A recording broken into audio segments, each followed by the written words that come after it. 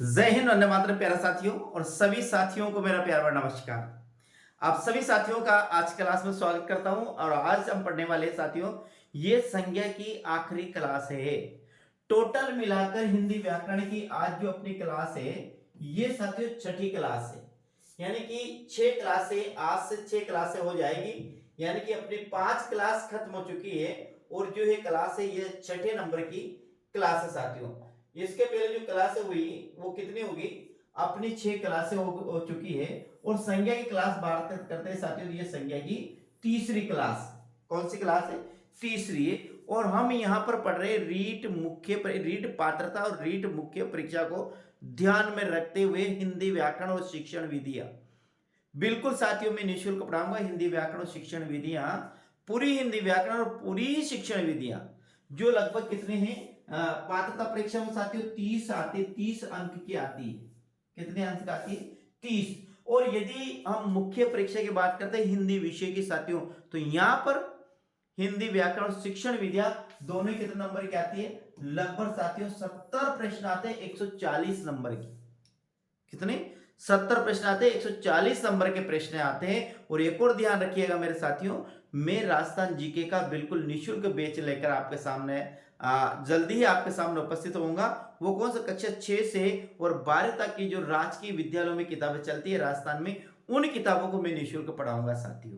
तो मेरी तो आपसे यही आशा है साथियों कि आप चैनल पर पहली बार तो चैनल को जरूर सब्सक्राइब कीजिएगा और साथ साथ बेल आइकन को जरूर प्रेस करिएगा साथियों। अब देखिए हम पढ़ते हैं, अपन पढ़ेंगे साथियों। आज संज्ञा है और संज्ञा की अपन पढ़ेंगे आखिरी क्लास। और इस क्लास को बिल्कुल इस प्रकार से पढ़ेंगे साथियों कि आपको, यदि आपने पढ़ा तो सही है, नहीं कि आपने नहीं पढ़ रखा। आपने संज्ञा सर्वनाम विशेषण सब पढ़ रखा है, लेकिन साथियों फिर भी पढ़ाने पढ़ाने में अंतर होता है। यहां पर आपको जो याद नहीं होता उसे मैं याद याद कराऊं पूरी गारंटी के साथ, लेकिन आप क्लास में जरूर बने रहिएगा। अब देखिए अपन नया पढ़ रहे हैं साथियों, ये द्रव्यवाचक, ये तो अपन ने पढ़ लिया था। अपन पढ़ेंगे यहां संज्ञा का रूपांतरण। आज अपनी जो क्लास है वो चलेगी अपनी संज्ञा का रूपांतरण। अब देखिए संज्ञा का रूपांतरण में क्या है, ध्यान से देखिए।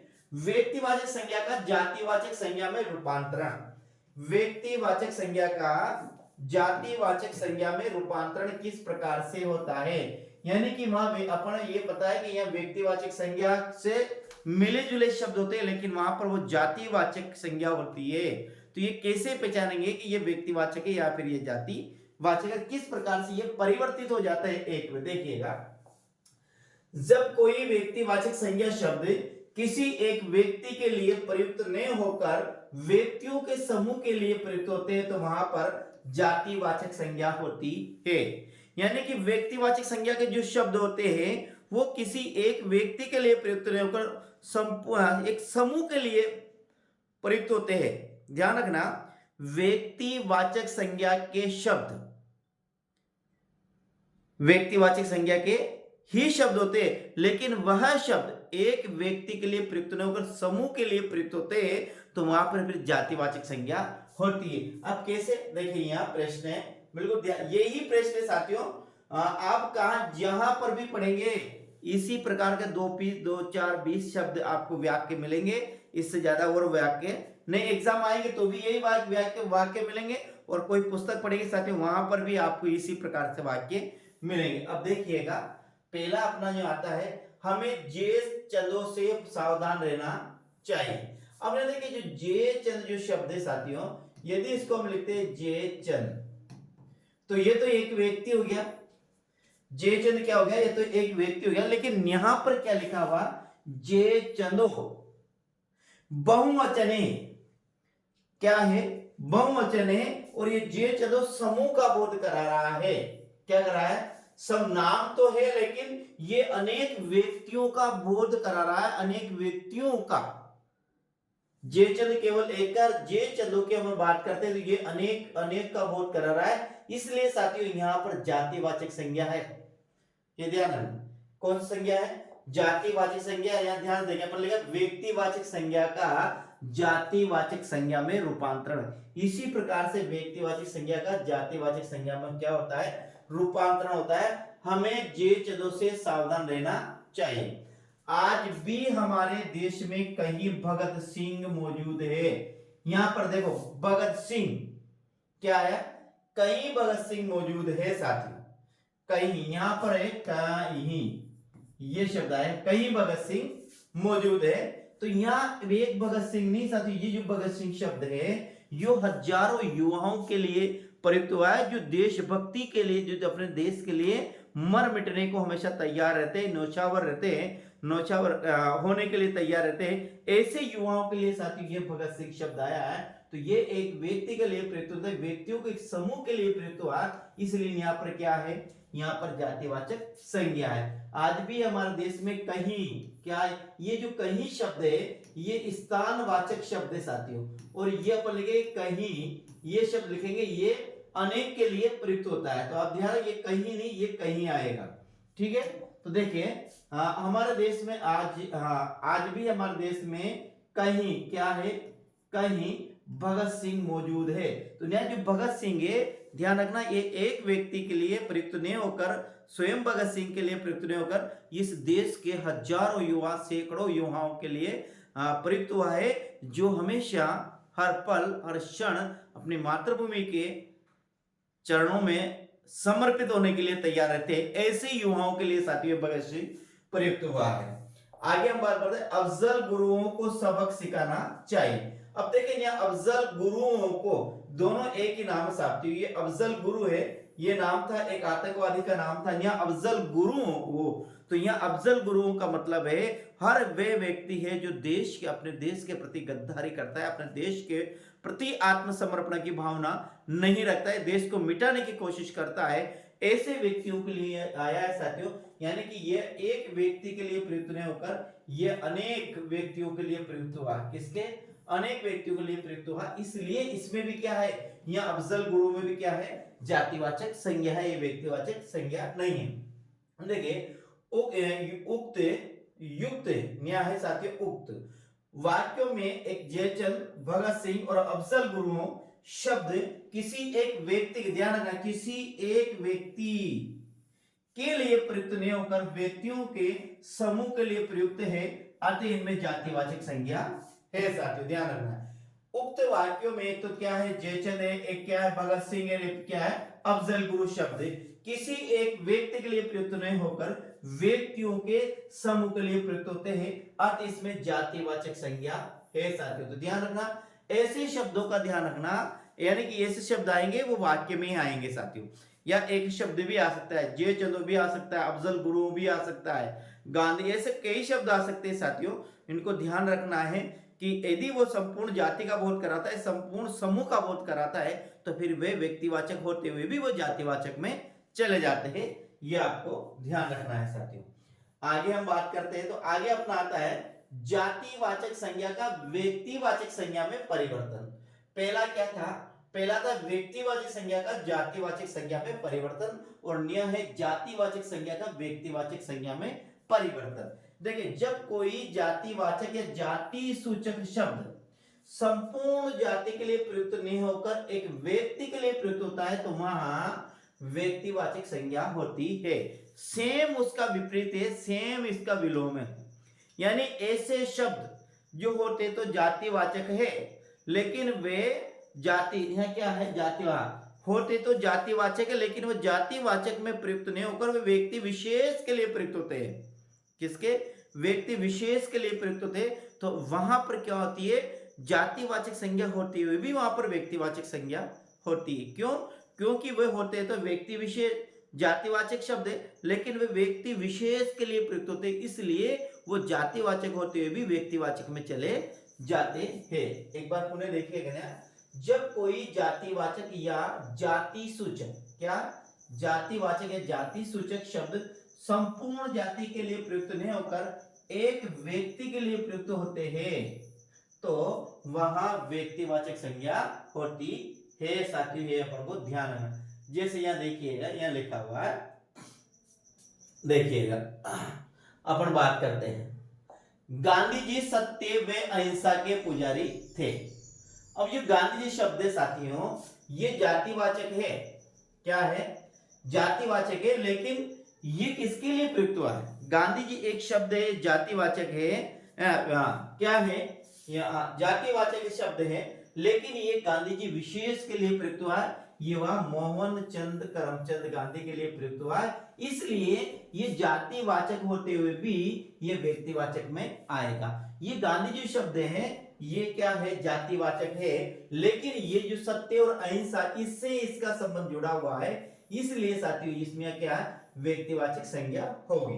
अब देखिए पंडित नेहरू पंचशील के जनक थे, तो यह पंडित नेहरू है, ये साथियों यह पंडित है, ये जो पंडित शब्द है ये क्या है, व्यक्तिवाचक है, क्या है, व्यक्तिवाचक है, ठीक है, जातिवाचक है, क्या है, पंडित नेहरू ये जातिवाचक है, लेकिन जो पंडित नेहरू शब्द है जवाहरलाल नेहरू के लिए प्रयुक्त हुआ है, इसलिए यहाँ पर व्यक्तिवाचक होते हुए भी ये जातिवाचक संज्ञा में आएगा, क्योंकि ये एक व्यक्ति के लिए प्रयुक्त नहीं होकर हाँ ये व्यक्तिवाचक होते हुए भी साथियों क्या है, अपन पढ़ रहे हैं साथियों, ध्यान रखना, जातिवाचक संज्ञा का व्यक्ति, हाँ ये जातिवाचक शब्द है, लेकिन ये व्यक्ति विशेष के लिए प्रयुक्त हुआ है जवाहरलाल नेहरू के, इसलिए साथियों यह ध्यान रखना, यहाँ पर क्या है, यहाँ है जातिवाचक संज्ञा, क्या है, हाँ व्यक्तिवाचक संज्ञा, जातिवाचक संज्ञा का व्यक्ति, यहाँ पर व्यक्तिवाचक संज्ञा है, तो शब्द जातिवाचक का है, लेकिन ये व्यक्ति विशेष के लिए प्रयुक्त हुआ है, इसलिए यहाँ पर जातिवाचक संज्ञा।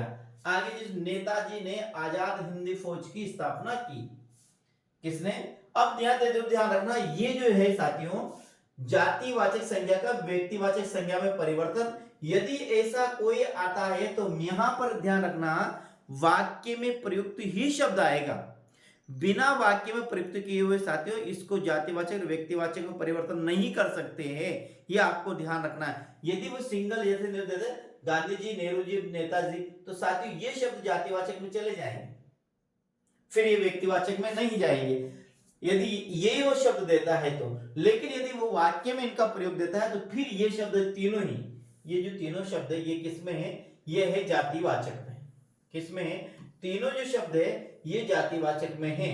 लेकिन यहाँ पर देखिए आजाद हिंद फौज का गठन किसने किया था, नेताजी सुभाष चंद्र, ये जो शब्द आया ये सुभाष चंद्र बोस के लिए आया, पंचशील के जनक कौन थे, जवाहरलाल नेहरू थे, इसलिए ये क्या जातिवाचक होते भी ये व्यक्तिवाचक में चले जाएगा। सत्य और अहिंसा पुजारी कौन थे, गांधी जी थे, इसलिए गांधी जी शब्द है ये जातिवाचक होते भी ये व्यक्तिवाचक में चला जाएगा, ऐसा आपको ध्यान रखना है साथी।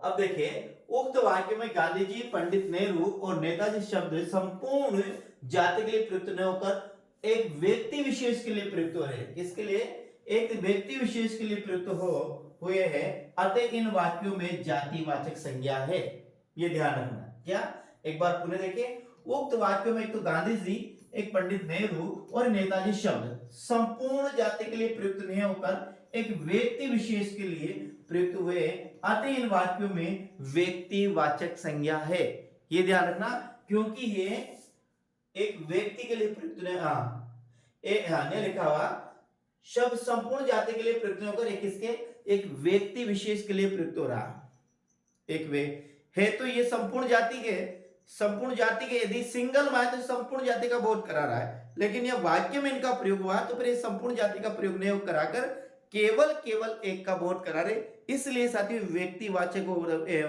जातिवाचक होकर भी ये व्यक्तिवाचक संज्ञा में जा रहे, इतना आपको ध्यान रखना है।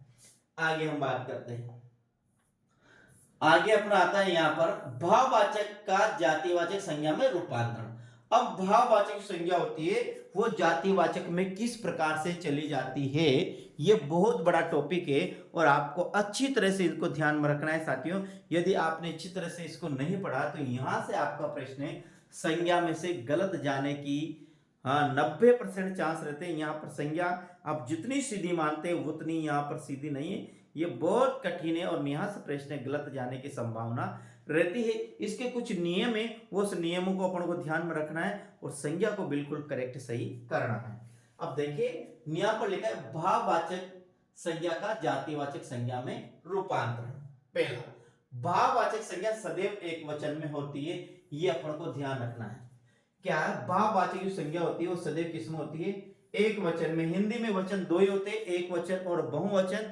यहां पर साथियों तीन वचन नहीं होते हैं। जबकि संस्कृत में एक वचन, द्विवचन और बहुवचन 3 प्रकार के वचन होते हैं, जबकि संस्कृत में 3 और हिंदी में केवल 2, एक वचन और बहुवचन। तो आपको ध्यान रखना है जो भाववाचक संज्ञा होती है वो सदैव एक वचन में होती है साथी। क्या होती है? एक और ध्यान रखना, एक वचन में होती है और वो कैसी होती है? अमूर्त होती है। ये भी आपको ध्यान रखना, एक वचन होती है और अमूर्त होती है। भाववाचक संज्ञा सदैव एक वचन में होती है और अमूर्त होती है, जिसका कोई आकार नहीं होता है उसे अमूर्त कहा जाता है। तो ये दोनों शब्द, आप दोनों नियम आपको है कि भाववाचक संज्ञा है वो सदैव एक वचन में होती है, भाववाचक संज्ञा सदैव साथियों अमूर्त होती है। अब आगे, भाववाचक संज्ञा का बहुवचन रूप जातिवाचक होता है। यदि भाववाचक जो संज्ञा है इसको यदि बहुवचन रूप प्रदान कर दिया जाए तो फिर वो जातिवाचक संज्ञा में चली जाती है। ये भी आपको ध्यान रखना है। क्या?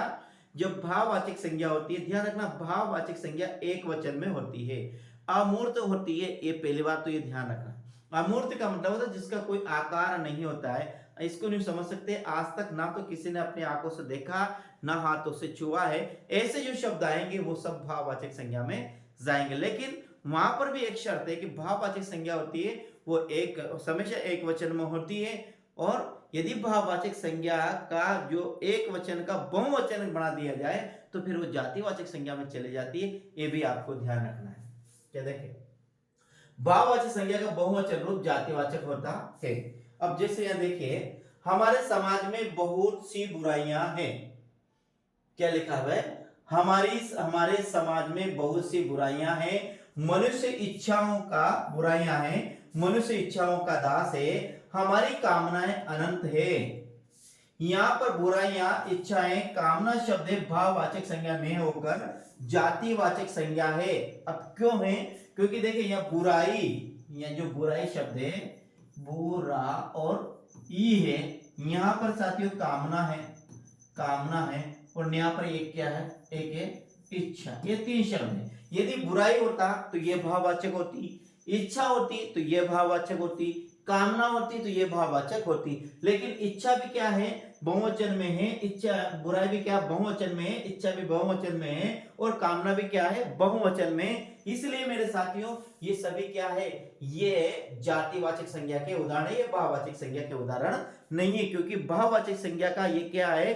बहुवचन है, इसलिए ये जातिवाचक संज्ञा में चली जाएगी। ये आपको ध्यान रखना है साथियों। आगे हम बात करते हैं, यह है भाववाचक संज्ञा का निर्माण। कुछ शब्द तो अपने मूल में ही भाववाचक होते हैं, कुछ शब्द तो हमेशा अपने मूल में क्या होते हैं? भाववाचक होते हैं, कुछ का निर्माण किया जाता है। जैसे हम बात करते हैं, दया है, करुणा है, इच्छा है, श्रद्धा है, लालसा है, कामना है, काम, क्रोध, लोभ, लालच, पाप, पुण्य, प्यार, प्रेम और स्नेह, ये शब्द है, ये भाववाचक में आते हैं हमेशा। ये ध्यान रखना, किस में आते हैं? ये हमेशा मूल रूप में भाववाचक ही होते हैं। ध्यान रखना है कौन कौन से है नया भाववाचक है। एक और ध्यान रखना, दया, करुणा, इच्छा, श्रद्धा, लालसा। क्या है? दया, करुणा, इच्छा, श्रद्धा, लालसा, कामना, काम, क्रोध, लोभ, लालच, पाप, पुण्य, प्रेम, प्यार, प्रेम और संदेश, इसमें प्यार, प्रेम और इसमें जो शब्द है साथियों, ये क्या? ये अपने मूल रूप में ही भाववाचक होते हैं। ये ध्यान रखना है। अब आगे हम बात करते हैं कुछ भाववाचक संज्ञा का। कुछ भाववाचक संज्ञा का निर्माण 5 प्रकार से होता है। यानी कि कुछ संज्ञा ऐसी है, यानी भाववाचक संज्ञा का निर्माण 5 प्रकार से होता है। यहाँ इसको हम हटा देते, इसको बिल्कुल हटा देते और यहाँ लिख देते, अपन नोट करके लिखते हैं। क्या लिखते हैं? नोट करके लिखा है यहाँ पर कि भाववाचक संज्ञा का निर्माण 5 प्रकार से होता है। कितने प्रकार से होता है भाववाचक संज्ञा का निर्माण? वो अपन को ध्यान में रखना है कि भाववाचक संज्ञा का निर्माण कितने प्रकार से होता है। तो भाववाचक संज्ञा का निर्माण 5 प्रकार से होता है। 5 प्रकार से भाववाचक संज्ञा बनती है। किन किन से बनती है? देखिए, पहली है जातिवाचक संज्ञा से भी बनती है, सर्वनाम से भी बनती है, विशेषण से भी बनती है, क्रिया से भी बनती है और अव्यय से भी बनती है साथियों। क्या है? जातिवाचक संज्ञा, पहले तो है जातिवाचक संज्ञा से भाववाचक संज्ञा का निर्माण होता है। दूसरी बात है यहाँ पर सर्वनाम से भाववाचक संज्ञा का निर्माण होता है, विशेषण से भाववाचक संज्ञा का निर्माण होता है, क्रिया से भाववाचक संज्ञा का निर्माण होता है और अव्यय से भाववाचक संज्ञा का निर्माण होता है। ये आपको ध्यान रखना है, जाति सर्वनाम विशेषण क्रिया अव्यय, ऐसे याद रखना, जाति सर्वनाम क्रिया विशेषण अव्यय, जाति सर्वनाम क्रिया विशेषण अव्यय, जाति सर्वनाम क्रिया विशेषण अव्यय, जाति सर्वनाम क्रिया विशेषण अव्यय, जाति सर्वनाम क्रिया विशेषण अव्यय। इस प्रकार से आप इसको याद करिएगा, याद हो जाएगी। 5 प्रकार से भाववाचक संज्ञा का निर्माण होता है। अब देखिए ये नोट कर भी कुछ लिख रखा है मैंने, क्या लिखा है इससे पढ़कर देखते हैं। उक्त सभी के पीछे प्रत्यय का योग करके भाववाचक संज्ञा का निर्माण होता है। अब देखिए जातिवाचक संज्ञा के पीछे भी प्रत्यय लगा देंगे तो वो भी क्या हो जाएगी, भाववाचक संज्ञा हो जाएगी। सर्वनाम के पीछे भी प्रत्यय लगाएंगे तो वो भी क्या हो जाएगी, भाववाचक संज्ञा हो जाएगी। क्रिया के पीछे भी प्रत्यय लगाएंगे तो वो भी क्या हो जाएगी, भाववाचक संज्ञा होगी। अव्यय के पीछे भी यदि प्रत्यय लगा देंगे तो भाववाचक संज्ञा हो जाएगी। इस प्रकार से, और विशेषण के पीछे भी अव्यय लगा दे तो वो भी क्या हो जाएगी, भाववाचक संज्ञा हो जाएगी।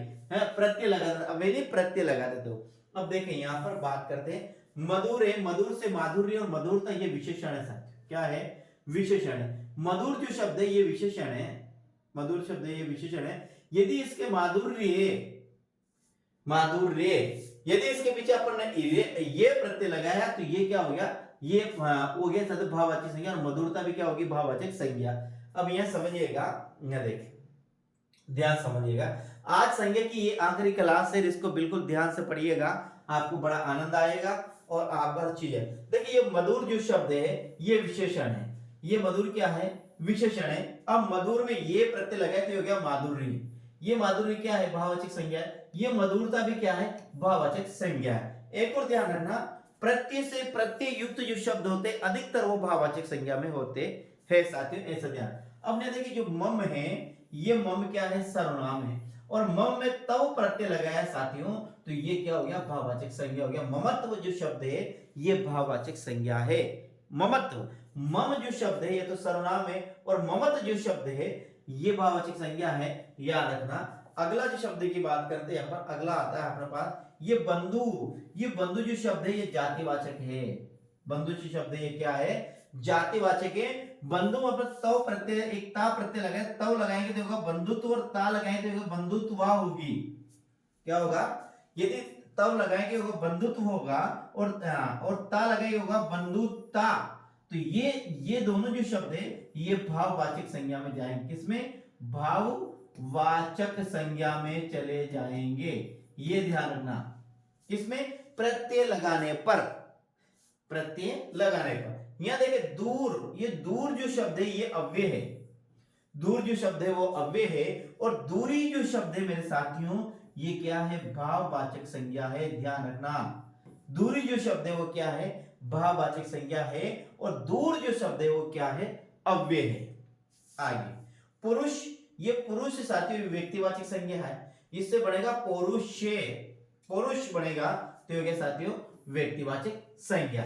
इस प्रकार से अपन देखा जाए साथियों तो ये जो है भाववाचक संज्ञा है ये 5 प्रकार से बनती है। किससे, एक तो क्रिया से, 1 2 3 4 याद रखें, यहाँ थोड़ा सा है ध्यान रखना, जाति से हो गया, सर्वनाम से हो गया, विशेषण से हो गया, क्रिया और अव्यय से। क्रिया से साथियों यहाँ ये पुरुष पौरुष साथियों ये व्यक्तिवाचक संज्ञा से। अब आगे देखते हैं अपन, आगे हम बात करते हैं। पहला नहीं आता है अपना जातिवाचक संज्ञा से भाववाचक संज्ञा का निर्माण। किससे, जातिवाचक संज्ञा से भाववाचक संज्ञा का निर्माण कर रहे हैं, और ये किससे करेंगे साथियों, प्रत्यय लगाकर इसका निर्माण करेंगे। किसका निर्माण, प्रत्यय लगाकर साथियों इसका निर्माण करेंगे।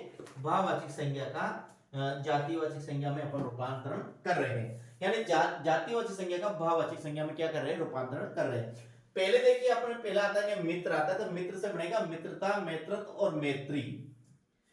मित्रता में और मित्रत्व और मैत्री ये तीनों शब्द साथियों ये भाववाचक संज्ञा में जाएंगे, जबकि मित्र है ये जातिवाचक संज्ञा है। स्त्री है जातिवाचक संज्ञा का उदाहरण है। हाँ देखिए यहाँ से, यहाँ देखिए आपने, हाँ स्त्री, यहाँ पर साथियों ये है, यहाँ पर देखिए जो पुरुष शब्द है ये जातिवाचक संज्ञा का उदाहरण है साथियों। किसका है, पुरुष जो शब्द है यहाँ व्यक्तिवाचक नहीं आएगा, यहाँ आएगा जातिवाचक। क्या आएगा, जातिवाचक जो शब्द है ये जातिवाचक संज्ञा से बना है, पुरुष से बना है, पौरुष, पौरुष्य, हाँ पौरुष, पौरुष होगा साथियों, पुरुष से बनेगा ये पौरुष, क्या बनेगा, पौरुष बनेगा, ये ध्यान रखना, पुरुष से बनेगा पौरुष। ए प्रत्यय लगने में इस पीछे वाला को क्या करता था, आधा करता था। ए प्रत्यय होता है जिस शब्द के भी पीछे लगता है तो उस पीछे का जो अंतिम वर्ण होता है उसको भी आधा कर देता है, कौन, ए प्रत्यय। तो यहाँ व्यक्तिवाचक नहीं होगा, क्या आएगा, जातिवाचक। पुरुष का क्या बनेगा, पौरुष बनेगा, ये आपको ध्यान रखना है। आगे हम बात करते हैं साथियों मित्र, स्त्रीत्व बनेगा। इसी प्रकार बात करते हैं पशु, जातिवाचक है, इससे भाववाचक संज्ञा ता प्रत्यय पशुत्व, पशुता बढ़ेगा। मातृत्व, मातृ है साथियों, इस मातृ है तो मातृत्व ये भ्रातृ, भ्रातृत्व, भ्रातव्य, मानव से मानवता, पितृ से पितृत्व, शत्रु से शत्रुता, शिष्य से शिष्यता और शिष्यत्व, और पशु से बनेगा पशुता। तो ये जो शब्द है साथियों, ये इधर के जितने भी शब्द है ये है जातिवाचक संज्ञा के, ये शब्द है ये जातिवाचक संज्ञा के, और ये भाववाचक संज्ञा के उदाहरण है। सबके प्रत्यय क्या लगा, प्रत्यय लगा हुआ है। तो ध्यान रखना, जातिवाचक संज्ञा से भी भाववाचक संज्ञा का निर्माण होता है।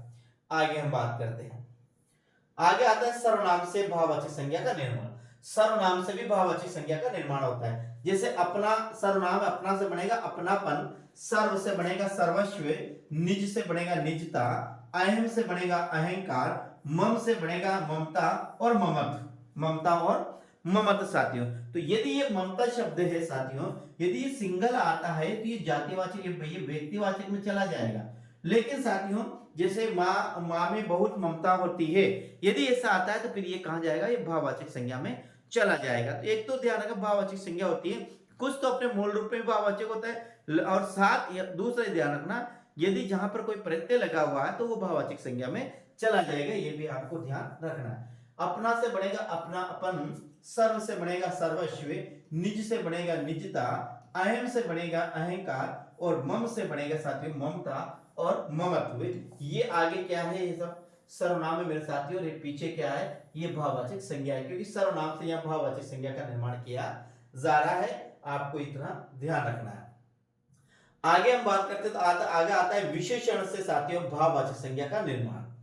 किससे, विशेषण से भाववाचक संज्ञा का निर्माण। आगे जो शब्द है ये विशेषण है, और पीछे जो प्रत्यय लगा हुआ है ये भाववाचक संज्ञा से युक्त शब्द है, ये आपको ध्यान है। जैसे बूढ़ा है तो बूढ़ा से बनेगा बुढ़ापा, बूढ़ा, बूढ़ा से बनेगा बुढ़ापा, जवान से जवानी, तरुण से तरुणाई, दुष्ट से दुष्टता, विनम्र से विनम्रता, कमजोर से कमजोरी, भूख से, भूखा से भूख।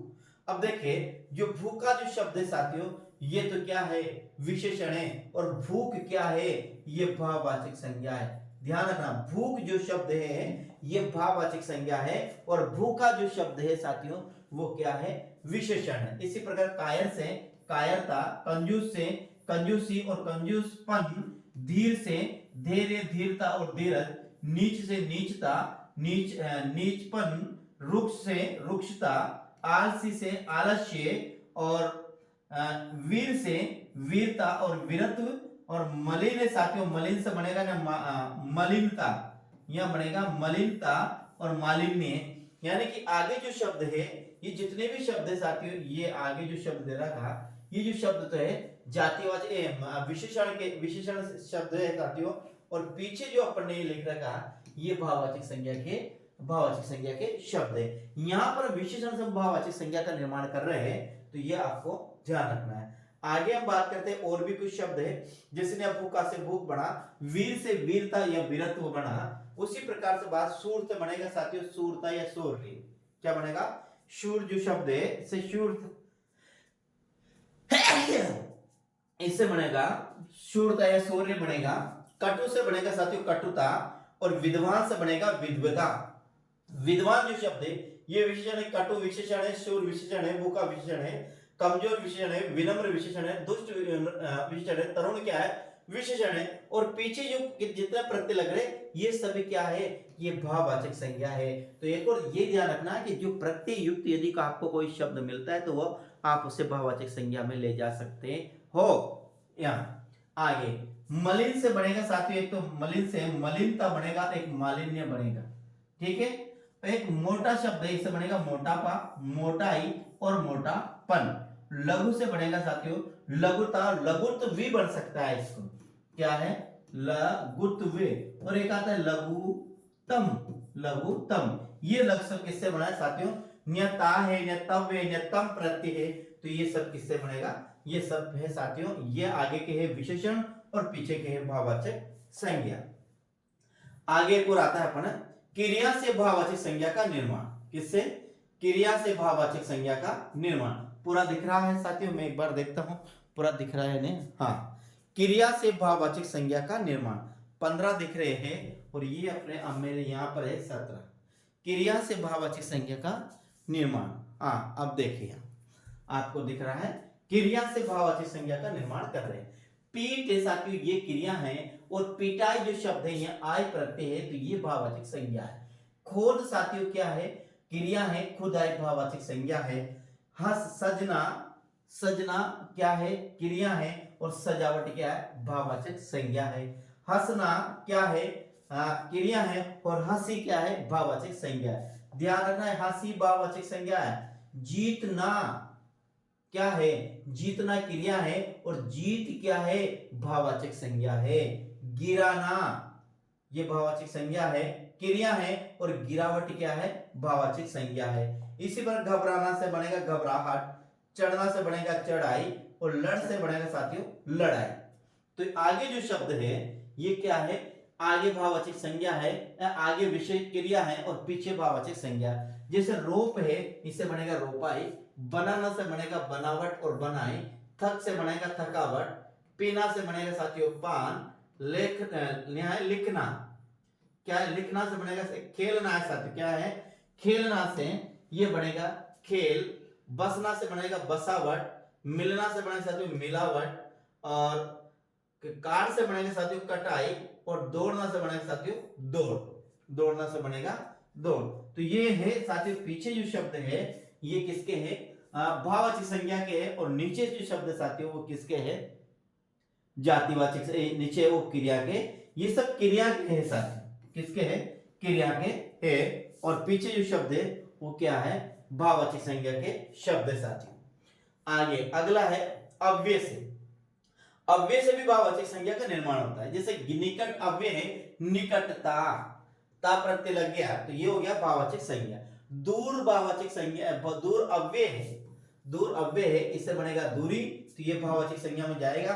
नीचे, नीचे से बनेगा नीचता, नीच से, नीचे नहीं है नीच है, नीच से बनेगा साथियों नीचता। तो ये जो शब्द है ये तो अव्यय है, नीच तो क्या है अव्यय है। यहाँ देखिए समीप अव्यय है, समीपता और सामीप्य जो शब्द है ये बनेगा भाववाचक संज्ञा। यहाँ ऊपर है ये अव्यय है, और ऊपरी जो शब्द है ये भाववाचक संज्ञा का भाववाचक संज्ञा है साथियों, ध्यान। ऊपरी यहाँ ई प्रत्यय है, ऊपरी में ई प्रत्यय है, यहाँ तय प्रत्यय, यहाँ ए प्रत्यय है, हाँ यहाँ ता प्रत्यय, यहाँ ई प्रत्यय, यहाँ पर भी ता प्रत्यय, तो नीचे से बनेगा नीचता। अब ने देखिए नोट करके मैंने क्या लिखा, नोट करके ध्यान रखना। आ, आई, आहट, आवट और आहट, ओती, ता, तव, ये, पन प्रत्यय युक्त शब्द भाववाचक संज्ञा होते हैं। ये ध्यान रखना, क्या याद रखना, ये प्रत्यय एक तो आ प्रत्यय हो, आई प्रत्यय हो, आहट हो, आवट हो, आहट हो, ओती हो, ता, तव, ये, पन, क्या ता, तव, ये, पन, ये जो प्रत्यय है यदि किसी शब्द में लगे हुए हैं तो साथियों वह क्या है, भाववाचक संज्ञा के शब्द होते हैं। ये ध्यान रखना। आ, आई, आहट, आवट, आहट, ओती, ता, तव, ये, पन, ये भाववाचक संज्ञा के आगे। ये अपनी जो संज्ञा थी मेरे साथियों, ये संज्ञा खत्म होती है। कल अपन जो पढ़ेंगे वो पढ़ेंगे अपनी कक्षा सर्वनाम क्या होगी। अब देखिए ध्यान रखिए, एक कक्षा आपको सुबह मिलेगी, उसका टाइम मैं आपको बता दूंगा। वो मिलेगी आपको राजस्थान जीके की, और वो मिलेगी साथियों कक्षा 6 से लेकर 12 तक जो राजस्थान अध्ययन नाम से साथियों एक किताब चलती स्कूलों में, राज की, जैसे मेरे अब स्कूलों में वो एक तो वह किताब है, उसका में जो पार्ट है साथियों उसी पार्ट को हम पढ़ेंगे, ठीक है। और शाम को आपको मिलेगी साथियों ये हिंदी व्याकरण की क्लास मिलेगी, यानी 2 क्लासें मिलेगी। राजस्थान जीके भी आपको पढ़ने का मिलेगा और हिंदी व्याकरण भी आपको पढ़ने को मिलेगी, दोनों ही आपको मिलेगा साथियों। इसलिए यदि अभी तक भी आपने चैनल को सब्सक्राइब नहीं किया, अब जरूर कर लिएगा और वीडियो को लाइक और शेयर जरूर करिएगा साथियों। आप निश्चित तरीके पूरी व्याकरण में आपको पढ़ाऊंगा और बेहतरीन रूप से पढ़ाऊंगा। यदि कोई भी चीज़ आपको समझ में नहीं आती है साथियों, तो मैंने वीडियो की डिस्क्रिप्शन में मेरे नंबर दे रखिए, आप वहां से मेरे से पूछ सकते हो यदि कोई भी चीज़ आपको समझ में नहीं आती है तो जय हिंद, वंदे मातरम साथियों, राम राम, गुड नाइट। कल फिर मिलते हैं अगली क्लास में। सभी को एक बार पुनः राम राम साथियों।